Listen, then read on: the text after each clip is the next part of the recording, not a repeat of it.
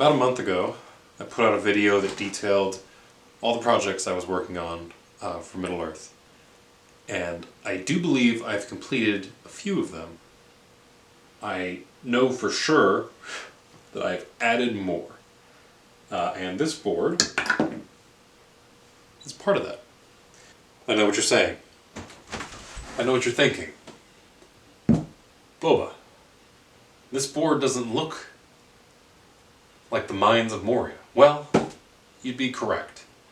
Because this is in fact a second board that I'm working on.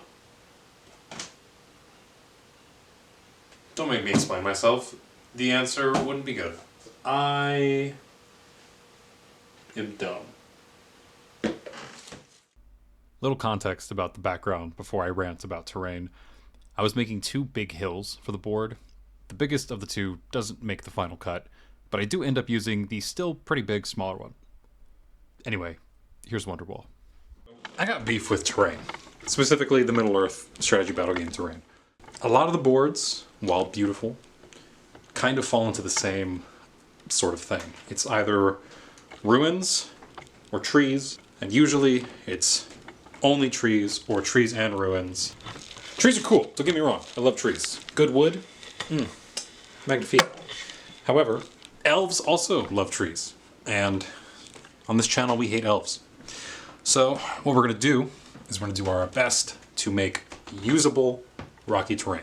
Trees are easy because you can make a flat base, again, easy to walk on, and then you just put two trees on it and all of a sudden it's a forest. Typically rocky terrain isn't used because it's unstable. Models can't walk across it. It's more of a pain in the ass than it needs to be. I've been playing around with it a lot, but I think I figured out a way to do it. So this is what we got. Essentially, it is a flat base that I have put plaster cast rock face onto,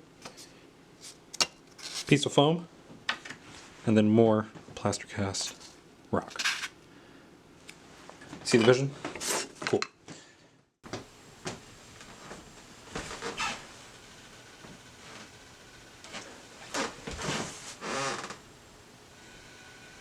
Where's my cock? We start by whipping out our caulk and layering the MDF board. It's important to lube up whenever you work with this stuff, so I have a dish to the side with some semi-soapy water to keep it from sticking to me.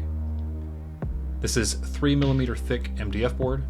I cut it with a saw and then beveled it with a knife, but I'm sure you can get similar results if you just bit away the corners.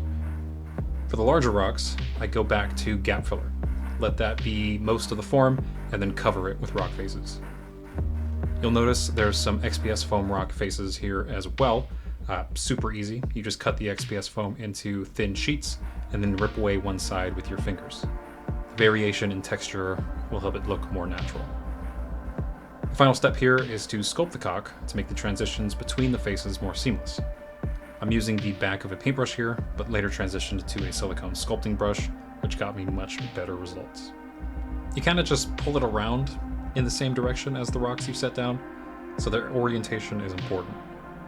It takes some practice, but caulk is fun to play with, and as long as you keep your tool wet with some water and dish soap, you'll have plenty of working time.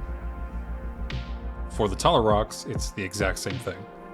You fill the gaps between the faces, and then sculpt them to make it look like one connected piece. Let it dry, and you've got yourself some rocky terrain.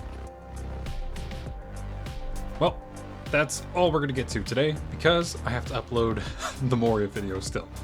But next time we see this board, I'll be tackling that hill and starting a cult. See ya!